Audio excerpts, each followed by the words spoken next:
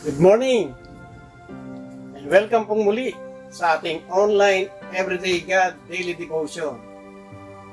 We are now in day number 1166 sa Book of Colossians, kung saan ay meron tayong ongoing series na may title na Christ Alone.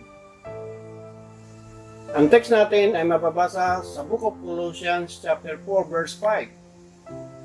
At nilagyan natin ito ng title na Make the Best Use of Our Time.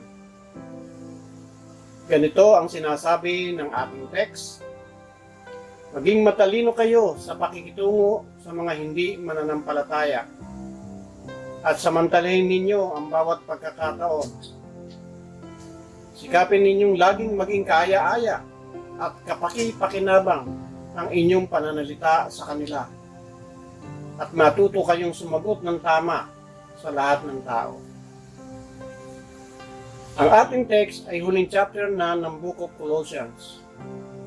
Mula verse 1 to verse 6, malalaman natin dito ang mga bilin o reminder ni Apostol Pablo sa mga believers ng Church of Colossae.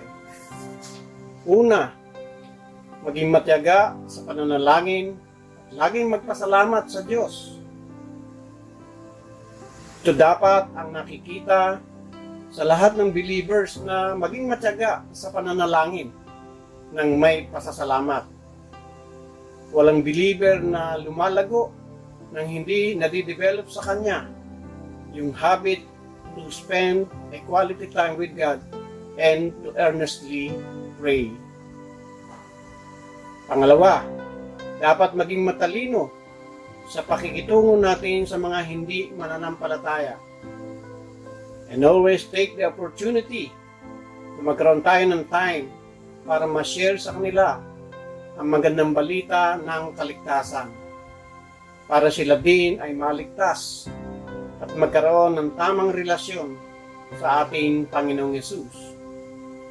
Pangatlo, dapat yung mga sinasabi natin ay laging may kabuluhan na nagbibigay encouragement sa mga nakakausap natin, na nagiging daan tayo to lift them up and for them to move forward.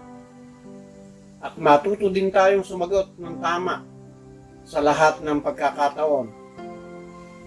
We need to take time to pray, time to share the gospel, and be the person to encourage others to move forward.